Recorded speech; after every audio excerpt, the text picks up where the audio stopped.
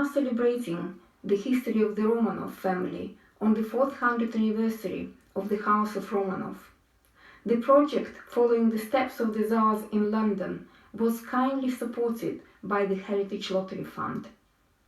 Surprising links between the royal families of England and Russia were discovered throughout the project. There are fascinating objects, Fabergé eggs and pictures in the British Royal collections, diplomatic gifts in Apsley Museum, and the coat worn by the Tsar Nicholas II in Russian Orthodox Church in Chiswick. There are places that the Romanovs visited or lived in: Luton Hoo, Kenwood House, Chiswick House, and also Frogmore House, which was the residence of Ksenia Alexandrovna Romanova, the sister of the last Tsar. It is a privilege to be in London and trace the links and connections which are helping us to resurrect our own culture in this country.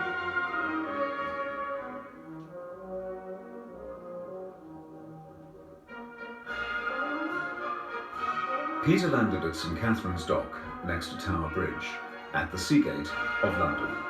The purpose of Peter's journey around Europe was to acquire shipbuilding skills, which he could later use in creating his own fleet. There's little doubt that Peter the Great's stay in England for 104 days in early 1698 is one of the most famous and colourful events in the history of Anglo-Russian relations. I think what is exceptional about the story of the relationship between England and Moscow in the 16th and 17th century is the detail of the records that were kept. So as well as the ambassadors' accounts and the accounts by witnesses, there are also amazing archival records for the silver that was presented to the Tsars. I question in the 21st century whether records are kept in the same responsible way. I'm sure there are records, but there's so much information that actually separating the essential, the important information from the superfluous is quite a challenge, I think, for future generations. It was supposed to be a private visit, with the Tsar incognito and free from all official receptions and activities. But at 6 feet 7 inches, and accompanied by his friends, Peter was easily recognised. Like a modern celebrity, he was pursued by London's 17th century paparazzi, his every move reported in the daily press, his every appearance at a theatre or recital or shop attracting every eye. Among the places that Peter visited with particular enthusiasm were the Tower, which then held the Royal Mint, and the Arsenal at Woolwich, which appealed to the Tsar's love of pyrotechnics and exploding bombs, and of course the shipyards for shipbuilding. He sailed past the Royal Hospital at Greenwich and was so struck by its beauty that he's reported as saying later to King William that if I were an advisor to your Majesty, I should counsel you to remove your court to Greenwich and convert St James's Palace into a hospital. Peter stayed in Sayes Court, the house of John Evelyn, the diarist, but enjoyed such drunken parties and horseplay with his Russian friends that the house and grounds were badly damaged by the time he left and were declared to be uninhabitable. His visit is remembered in nearby Tsar Street, named in his honour.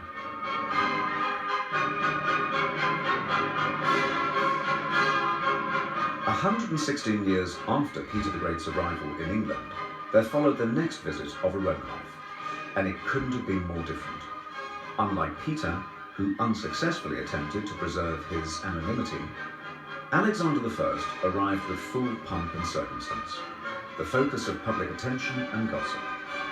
It was the meeting of two European monarchs, glorying in the enthusiasm and adoration which followed the victory over Napoleon.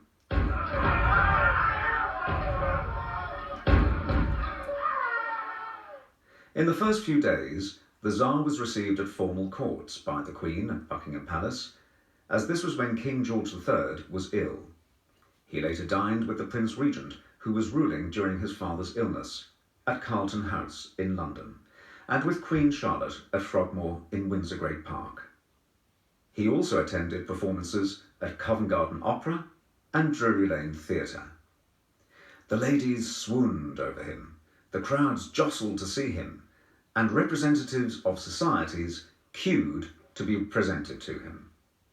The simplicity in his dress and manner on less formal occasions greatly impressed people.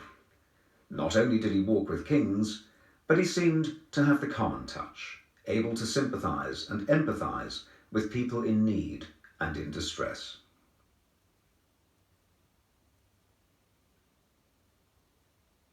Although the Russians arrived in England from the 16th century as merchants or diplomats and various other things, it was really the mid-18th century, 1762, when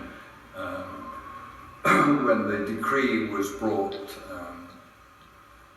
through, when Peter III gave it was called a wolność dworyaństwa. It gave them the right to travel abroad. And this is when lots of the Russian aristocrats and gentry started to undertake what was their version of what's called the Grand Tour. And they would go to France and to Germany and Italy. And more of them would come and visit England in the 17th century as part of their tour. And would go to the palaces and the spas and the great gardens at the time. And at the same time, Catherine the Great would send people to study agriculture, to learn their trades, to serve in the Russian Navy.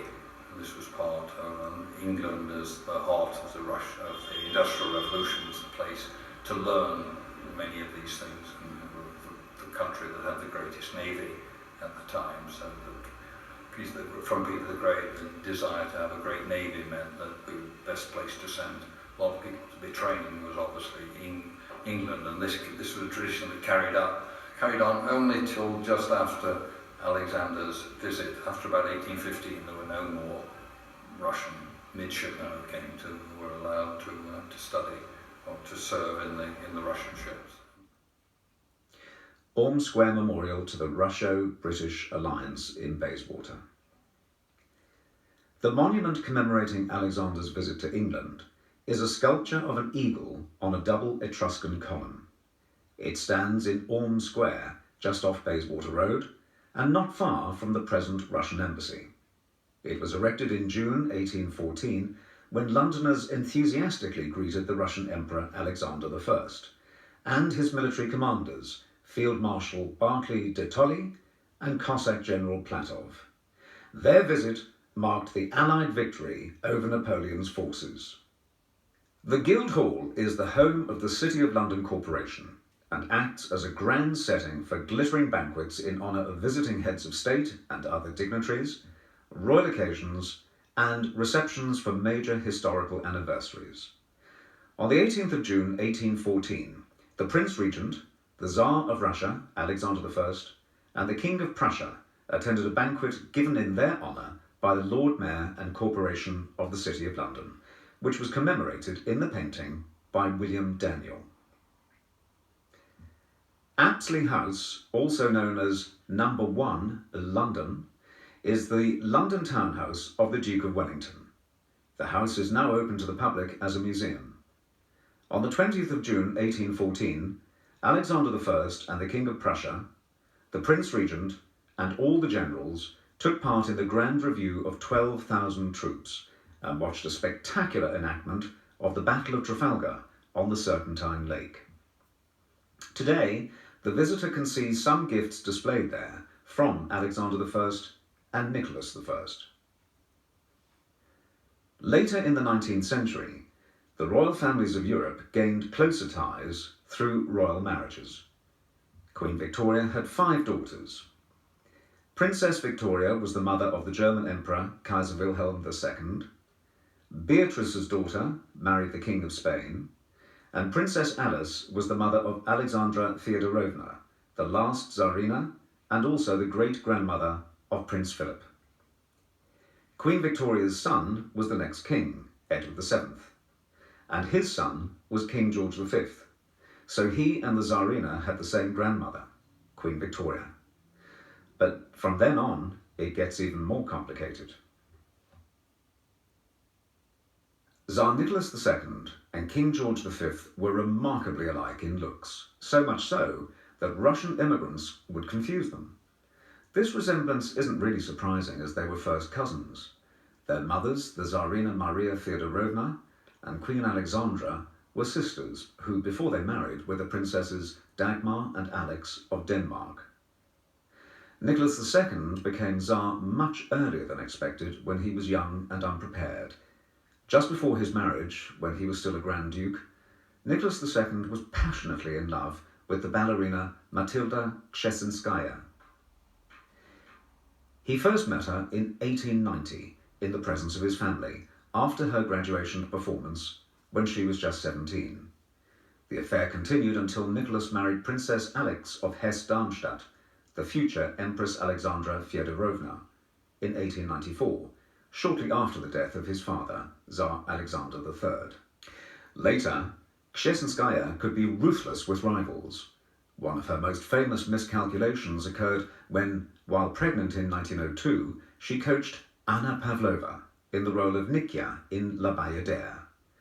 She considered Pavlova to be technically weak and believed that the other ballerina couldn't upstage her. Instead, audiences became enthralled with the frail, long-limbed, ethereal-looking Pavlova, and a star was born. Here, we're going to concentrate on just a few of the objects in the British Royal Collection at Buckingham Palace. This collection includes nearly 600 exquisite works of art created by Fabergé and his master jewellers. Some of the masterpieces were personally presented as lavish gifts by Alexander III, Maria Feodorovna, Nicholas II, and Alexandra Feodorovna to their relatives and members of the British royal family. The first egg was crafted by Carl Fabergé and his jewellers in 1885 in response to an order from Alexander III for his wife, the Empress Maria Feodorovna, as an Easter present. There are 4 of the famous Fabergé eggs in the Royal Collection, and an exhibition in the Queen's Gallery in 2011 included 100 masterpieces by Fabergé. A recent exhibition also showed a photograph of Queen Victoria and the future King Edward VII, father of George V, with the Russian Emperor Nicholas II and the members of his family during a visit to the Queen at Balmoral Castle in Scotland. In the 1930s, King George V and Queen Mary made the significant purchase of imperial Easter eggs, originally made for Tsar Nicholas II to present to Tsarina Alexandra Feodorovna. The one that we're looking at in particular today is known as the colonnade egg, and it was made for the Tsar to give to the Tsarina in 1910. It was that year's Easter egg. One was presented each year by the Tsar to his consort on Easter Day. And in this instance, the egg, in fact, performs the function of a clock. It's a rotary clock surmounted above a colonnade, which is made from bowenite, which is a pale green stone. The little figure who's seated at the top of the egg represents the Tsarevich Alexei, and the 4 female figures around the base represent the 4 daughters of the Tsar and the Tsarina. Inside the colonnade, we see a pair of platinum doves, and they represent the Tsar and the Tsarina. So there's a whole tale inside the egg, which really sums up the very personal nature of these exquisite objects. I think there is a kind of mystique around the pieces. I think that even people that know very little about the subject will recognise the name Fabergé and then perhaps think of the beautiful imperial Easter eggs and how these objects are really very rare and so exquisitely made and so bound up with the tragic story of the end of the Romanov dynasty. And I think that's a completely irresistible combination of factors. I think when people go to the exhibitions, they can absorb all this information. They see frames with photographs of all the family members, and I think all of that adds up to a really special experience. We spoke to Tony Faber, author of Fabergé's Eggs and Stradivarius's Genius, and we asked him what had made him so interested in Fabergé. Well, I enjoy tracing stories with objects, really. So I wrote a book before about Stradivarius violins and again valuable objects that you tell stories about. And perhaps what I like about these objects is, first of all, the story I already told in the lecture today is how the designs of the eggs sort of mirror the decline of the Romanovs, and you can start to tell some of that story through the eggs. And then, of course, the story of what happens to the eggs after the revolution, and the way that mirrors the history of Russia, or in some way, in particular Russia's relationship with the West, from the revolution, now coming back to oligarchs buying the eggs back. This is a picture of the Romanovs under house arrest in I Todor, 1917. Standing are Colonel Nikolai Kulikovsky, Mr. Fogel, Princess Olga Konstantinova, Prince Andrei Alexandrovich. Seated are Mr. Orbeliani, Prince Nikita, Grand Duchess Olga, Grand Duchess Ksenia, the Dowager Empress, Grand Duke Alexander. On the floor are Prince Vasily, Prince Rostislav, and Prince Dmitri. During the First World War, the Germans saved the rest of the family and Ksenia, the Tsar's sister. She then moved to London and for some years lived at Frogmore House. At the end of the 17th century, the London Russian Orthodox Church Abroad, known as ROCA, was established when Tsar Peter I visited England.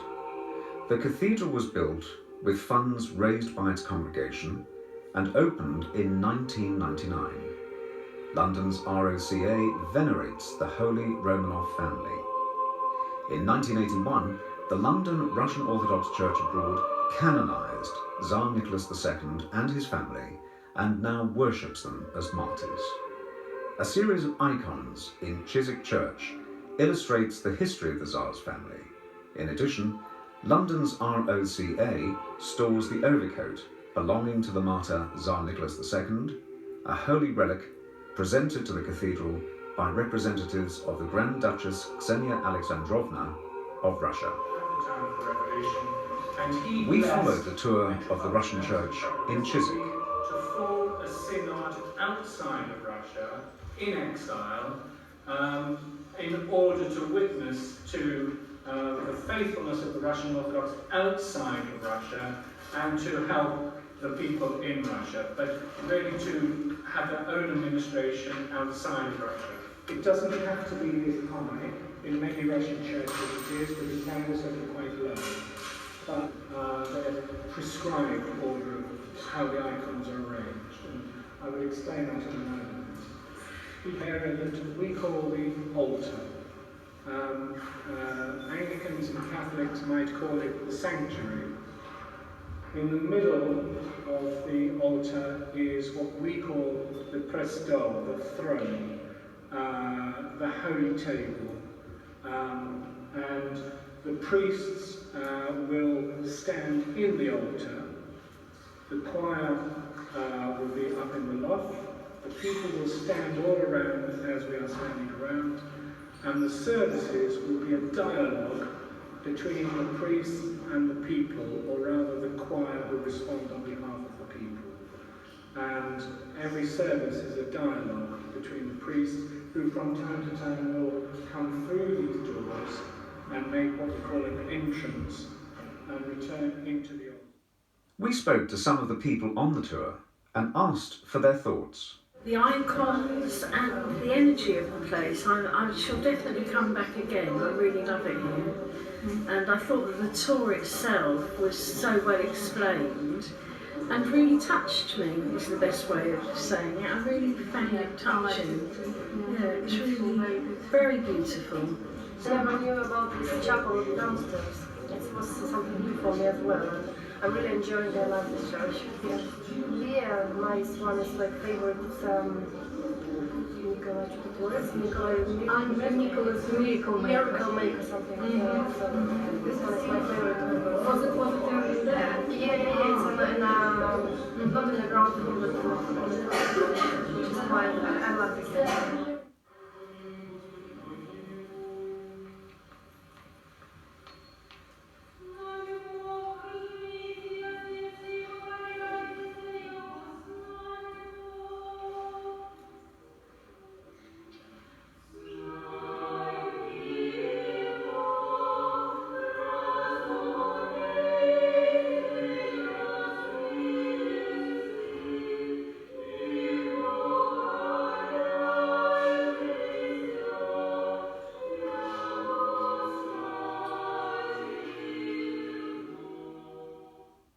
Frogmore House, where Tsar Alexander I once dined with the British Queen Charlotte, is a country residence of the British royal family, located 1 kilometre from Windsor Castle within Windsor Great Park.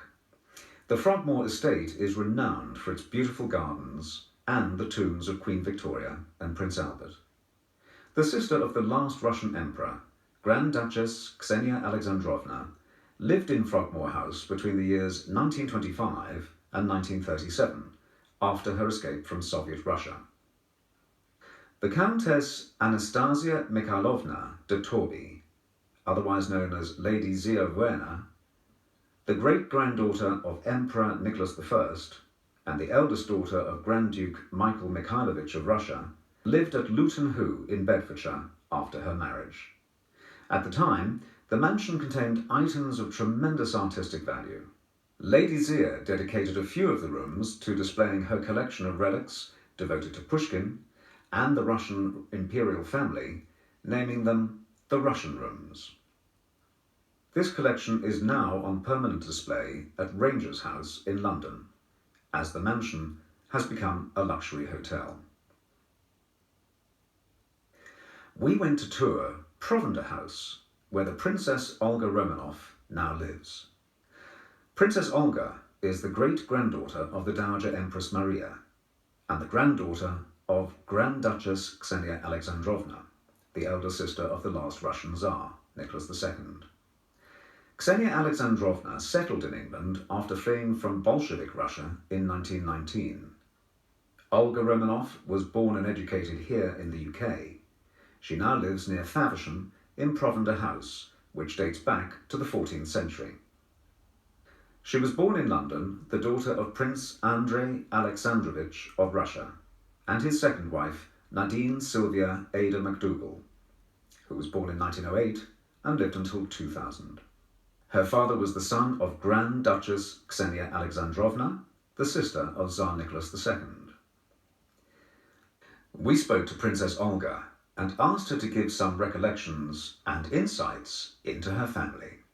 He used to have roller skating races down the corridors of the palaces, particularly the Winter Palace, with his cousins, the Tsar's children.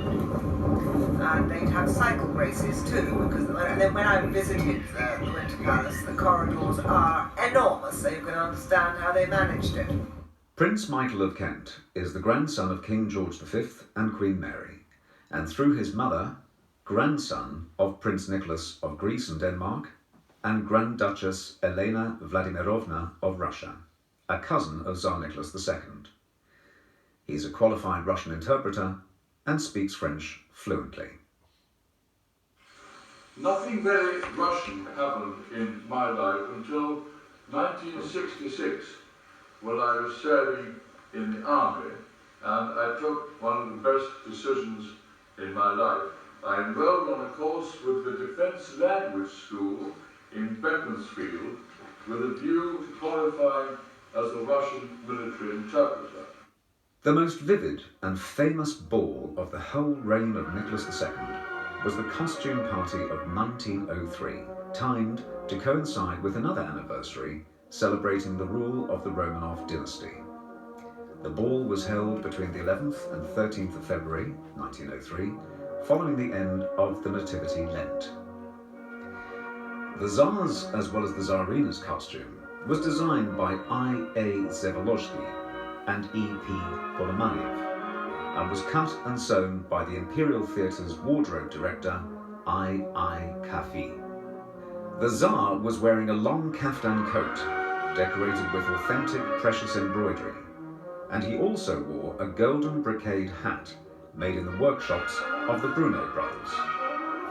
In addition, more than 38 original costumes of the 17th century were borrowed from the Kremlin armory, including the pearl wristbands, which used to belong to the son of Ivan the Terrible, Tsar Fyodor Ivanovich. The visitors began to arrive at 8 p.m. on Tuesday, February the 11th, to view the performance at the Imperial Hermitage. Those invited were dressed as courtiers in the times of Tsar Alexei Mikhailovich. Court ladies wore sarafans with kokoshniks. Court gentlemen were clad in costumes of falconers or archers. They all assembled in the Romanov gallery and proceeded in pairs, welcomed by the imperial family with a Russian bow. Then the participants watched the performance of the Hermitage Theatre, which included arias from Mussorgsky's opera Boris Godunov, along with scenes from Minkus's ballet Le Bayadere and Tchaikovsky's Swan Lake, choreographed by Marius Popita. Fyodor Shalyapin, Nina Filina, and Anna Pavlova drew attention from the public as they performed on stage. After the performance, there was a reception with dinner and champagne laid out in Spanish, Italian, and Flemish halls of the Hermitage. The participants were treated to Madeira, Ropshchinsky trout, and many delicious treats. After the dinner, the evening continued with dances until 2 in the morning. The tradition of the ball continues with the Russian ball run by Alexander Sushchenko. Everybody is drawn to everything Russian. Russian culture, Russian politics. And it is very significant that this ball is taking place in the very centre of London, in the banqueting hall, where the ceilings were painted by the great artist Rubens, and which once was used for ambassadorial receptions. I am a member of the Russian Summer Ball Committee. I am myself a pianist from Kazakhstan. I arrived over 20 years ago, still in the times of the Soviet Union, and I watched the whole world disappear and the new one arrive. Sue Bowyers, head of the Heritage Lottery Fund in London, has provided the following quotation. This is an exciting project that looks at the visit of the last Tsar to London and the close connections that existed between Russia and Britain before the First World War. We are pleased to be supporting this celebration of the links between Russian and British heritage.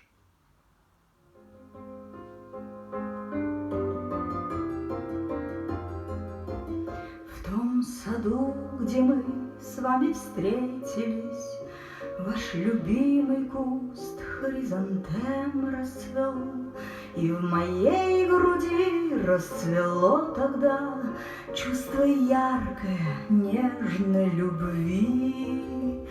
Отцвели уж давно хризантемы в саду, но любовь все живет в моем сердце больно.